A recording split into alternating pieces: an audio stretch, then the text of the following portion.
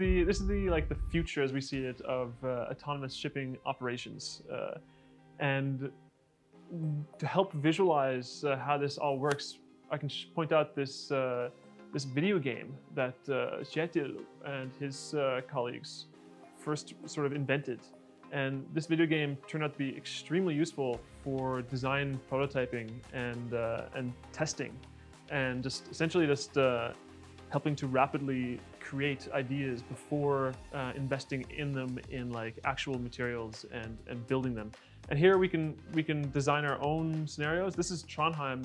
We've got a Trondheim 3D model. We've got the milliampere 2 designed here in 3 dimensions, and we have like a video game where we can create missions, create performance values. We can get a log file afterwards out of this to get like an idea of the operators or players or operators performance. And here, for example, we can test the transition between autonomous mode and human controlled mode. Because as you can imagine, just if Felix was sitting here waiting for something to go wrong, he might be waiting here for hours and hours, and just that's like the worst job ever, just waiting for something to happen so that he can take over control.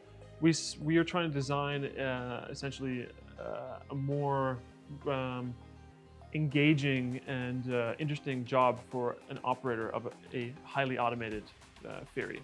And what we're doing here will eventually be able to inform how it's going to be really done with the milliampere 2 test ferry, and further down the line with real autonomous vessels.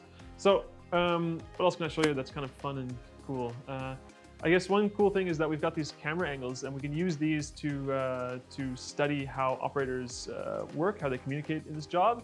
So we've got one camera here. We've also got one camera in the front. Can you switch to the front view? Nice, yeah. And then we can essentially record what happens in this room as 2 operators are doing, let's say, managing a fleet of 50 autonomous vessels, or whatever we imagine, whatever we dream up.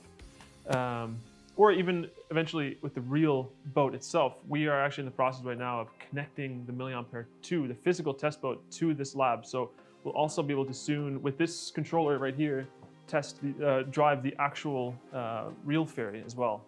But that one costs a lot of money to crash, whereas the digital game doesn't cost anything. We can crash that as much as we want. So that's the advantage there. And yeah, Felix, who is the operator right now, if you switch back to the number 1 view, we can sort of get an idea of like what he's looking at with this eye tracker. That's an idea.